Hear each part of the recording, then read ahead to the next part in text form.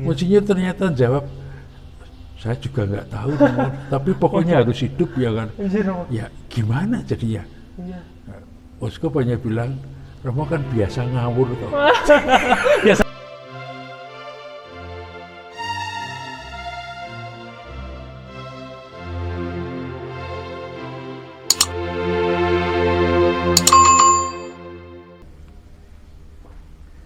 Sasa Sarapan Sabda, hari ini senang sekali dapat menyapa penonton Sarapan Sabda dalam edisi Sarapan Sabda Bincang-Bincang Santai bersama dengan seorang imam Keuskupan Agung Semarang.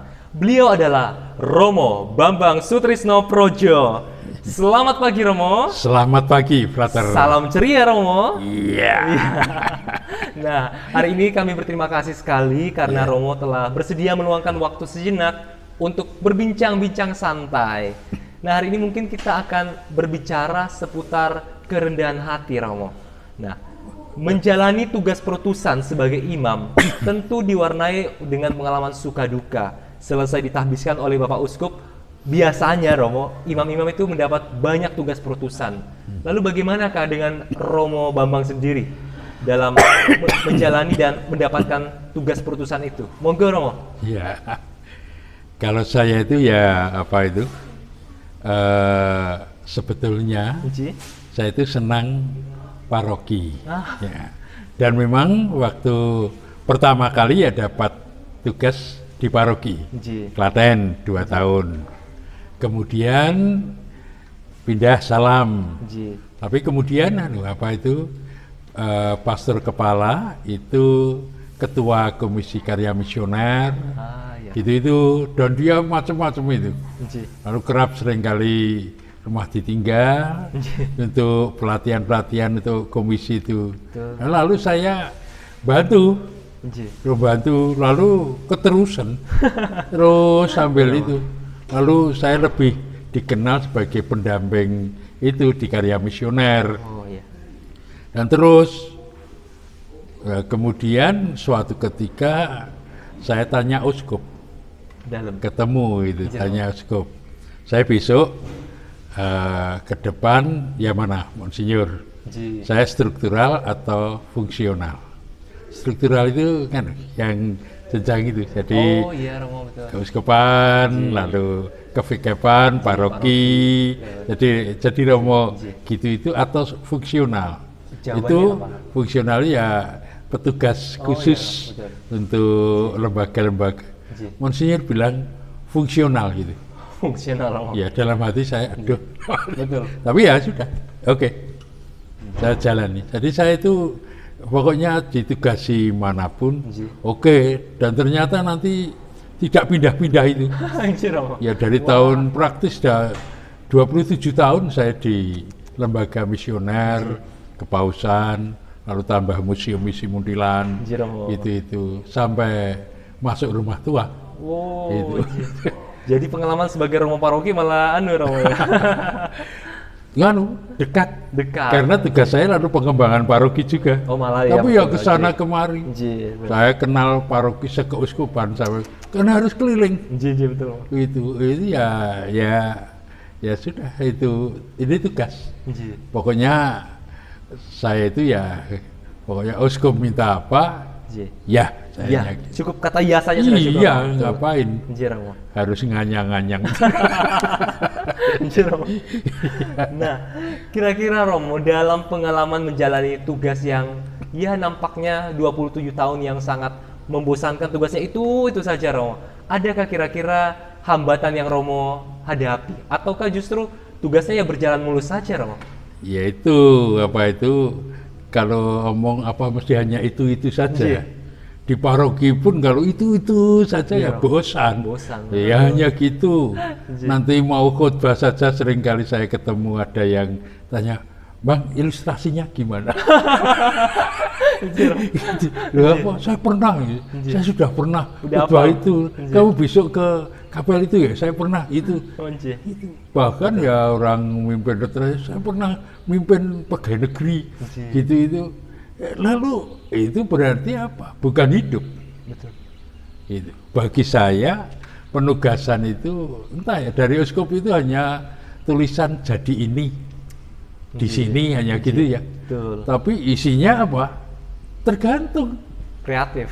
Iya, saya dulu di paroki 3 tahun itu ya capek untuk saya. Karena apa? Ya ngisi. Selain yang tradisional harus dijalankan, misal lingkungan, ngajar agama. Zaman dulu ngajar agama sekolah juga loh. Iya itu. Lalu saya ya gimana ya kalau orang mengatakan imam itu selalu ditahbiskan jadi hierarki, bersemangat hamba, kolegialitas, kebersamaan dengan imam yang lain, lalu ada unius segala itu ya. Kemudian yang ketiga ada aspek individual. Itu. Jadi ini yang individual ini istilahnya setiap orang kan punya penyataan roh karunia. Itulah ini. Jalani ini macam-macam itu capek. Dan apa? Nanti kalau sudah sampai di situ itu ya banyak hal yang belum umum. Betul. Ya, itu. Terus nanti nggak disukai juga. Ada yang terganggu kemapanannya, statusnya, tokoh-tokoh awam. Nanti kalau menyangkut setelah di karya misioner, karya pausar, menyangkut paroki lain juga. Lalu terganggu kemapanannya segala itu. Dan saya pakai salah segala. Ya apa ya? Dulu kan keparokian itu belum ya. Orang kan biasanya hanya jelas misa, sakramen, ini itu. Dulu ada banyak macam-macam itu. Opo meneh. Saya selalu digitukan. Saya ya banyak hal kebetulan nanti ada tugas-tugas yang nggak jelas tuh. Hanya pengembangan jemaat itu. Itu apa? Nanti kalau pas museum itu jadikan museum yang hidup. Museum yang hidup, Bro? Iya, gitu itu. Seperti apa maksudnya? Ya itu saya waktu mau diresmikan nanti dulu saya belum. Terus sampai 2 tahun nggak bingung itu saya tanya Monsinyur, itu ini museum hidup itu gimana? Monsinyur ternyata jawab, saya juga nggak tahu, tapi pokoknya harus hidup ya kan. Ya gimana jadinya? Uskup hanya bilang, Romo kan biasa ngawur toh. Biasa ngawur. Artinya ternyata ngawurologi itu artinya menjalankan yang tidak standar, menjalankan yang tidak mainstream. Itu kan sering untuk orang sini dicap ngawur gitu. Tapi itu kan hal-hal alternatif. Untungnya dulu uskup saya itu selalu pokoknya ada buat komunitas alternatif, itu jadi kreativitas itu saya jalan, tapi ya itu mengganggu dan saya memang seringkali bidian keliru juga. Bidiannya keliru? Iya salah. Iya tahu mau ini salah kan? Salah ya salah. Berarti lalu karena dalam kesalahan menemukan kemungkinan. Ini itu sehingga saya ngalami apa ya? Jadi imam itu 18 tahun pertama itu kan apa itu sebetulnya rasanya nggak enak kalau ketemu romo-romo. Malah karena ketemu romo-romo. Iya, kena. Romo-romo itu kan kritis-kritis. Ya, opo munah kalau saya itu opo. Itu apa? Wah, saya dulu ditugasi macam-macam itu seringkali. Ini nah itu saya jalani. Betul. Ya. Tapi ketika misalnya Romo tadi mengatakan ada yang tidak disenangi, difitnah, dituduhkan segala macam, apakah itu tidak membuat Romo justru merasa stres, Romo? Iya. Membuat merasa stres? Iya. Membuat stres, membuat susah, membuat hanya gimana, Romo? Entah saya punya kebiasaan doa nggak teratur. Doa nggak teratur? Iya. Dalam arti karena kalau ini saya omongkan, ngawur itu kan entah ya, dulu itu sebagai orang Jawa, jemaat Jawa, itu kan kalau dengan Tuhan kan harus berhadapan dengan pembesar apa itu, harus sopan, tertata, gitu itu. tidak bisa sembarangan gitu. Nah, maka ya acara lalu menjadi upacara itu. Nah, saya itu kebetulan terbiasa dulu sejak waktu katekumen segala itu kan masih SMP, SMA, itu saya terkesan pokoknya apa-apa diomongkan dengan Tuhan. Itu nyapu, jengkel, Tuhan saya jengkel. Gitu. Saya kebetulan ada yang dampingi itu. Saya kan ikut ajaran agama di mana-mana. Lalu dengan guru agama bodoh dari kampung itu, saya terkesan itu doa terus menerus. Itulah. Sudah saya terbiasa itu. Ada apa-apa omong dalam hati Romo. Iya, jadi jengkel, stres, Tuhan saya. Aduh nanti ketemu Romo itu Tuhan. Aduh nanti ya. Itu saya omongkan. Saya omongkan dalam hati. Jadi saya itu maaf ya. Pokoknya jengkel dimanapun, seringkali uang habis gitu. Itu karena untuk nombok ini nombok itu ya Tuhan uang saya habis. Padahal ini harus ada tanggungan. Itu ya saya omongkan. Dan entah ya, pokoknya itu lalu saya ingat dulu almarhum Romo Sandiwan namanya. Itu memberitahu saya gini, Bang, pokoknya harus gembira. Gitu. Senadyan remuk rempu sak jroning kalbu. Waduh. Walaupun hati itu remuk redam seperti itu, ning kudu sumringah. Itu wajah harus gembira. Itu ya sulit ya dulu ya. Tapi ternyata itu bukan saya. Lantas siapa, Rom? Terbiasa omongan gini ini. Itu ternyata wajah. Ya ada kan. Dengan sendirinya itu yang muncul itu keceriaan.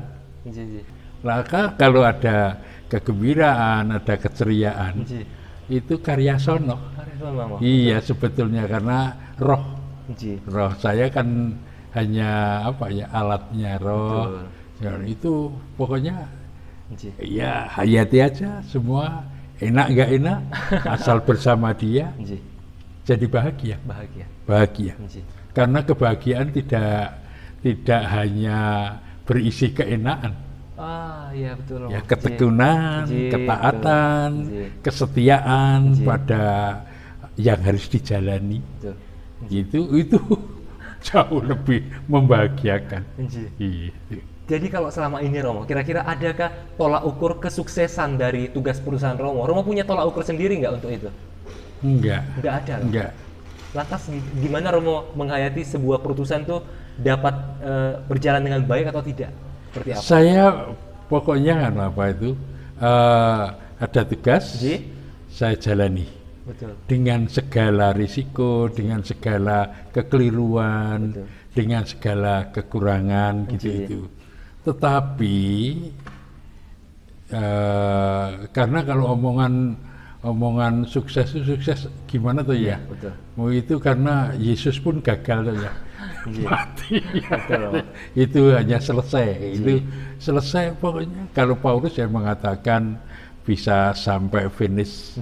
Jadi saya jalani itu sampai akhir pun saya masih jalani. Kalau waktu saya pindah ke rumah tua itu sampai malam sebelumnya pun ada tugas saya jalani sehingga ya pindah pagi hari pindah. Tapi nggak perlu saya harus siap waktu kesini saya ya pindah hanya gitu aja. Jadi gimana gitu itu hanya mungkin loh ini rasa-rasanya itu ada kan bekas-bekas gitu. Bekas-bekas. Iya, jadi masih bisa napas. Ada orang-orang yang merasa itu dulu. Ya, tapi itu kan hanya hiburan emosional yaitu. Saya nggak tahu pokoknya kalau saya yang saya hadapi itu tidak menjadi pemuja saya. itu saya sudah gembira. Iya. Ya. Jadi mereka lalu apa itu dengan siapapun. Itu kalau hari itu pokoknya siapapun yang kamu hadapi, pimpinan siapapun, romo siapapun, ganti pengurus, taati aja, ikuti. Oh nanti kalau ikut aja. Itu. Betul. Iya, saya pun siapapun yang mimpin saya ikuti. Sekarang Romo Hartanto, ini ya saya akan ikut taat. Terus. Betul. Iya. Baik Romo, terima kasih banyak Romo hari ini sudah berbagi tentang bagaimana menjalani tugas pertusan yang ternyata tidak mudah itu, tapi selalu diimbangi dengan rasa. Jangan bilang tidak mudah. Seperti apa Romo? Ya, pokoknya menjadi perjuangan iman. Perjuangan. Iya. Baik Romo. Karena ya ada kemudahannya. Ada kemudahan. Banyak yang bantu kok kalau Baik, dengan iman sungguhan itu. Oh, kalau sulit itu mesti tidak iman. Tidak iman, betul Romo. Nggak enak gitu. Betul, Ya. Baik Romo. Ya. Terima kasih atas kesediaan waktunya untuk berbagi hari ini. Semoga dapat menguatkan kita semua dalam menjalani tugas pertusan kita masing-masing yang kita tahu bahwa semuanya dapat berjalan dengan lancar hanya karena karya Allah sendiri Romo. Nah, akhir kata saya Frater Gabriel Singgi bersama dengan Bambang Sutrisno pamit undur diri. Sampai jumpa. Matur nuwun dan berkah dalam.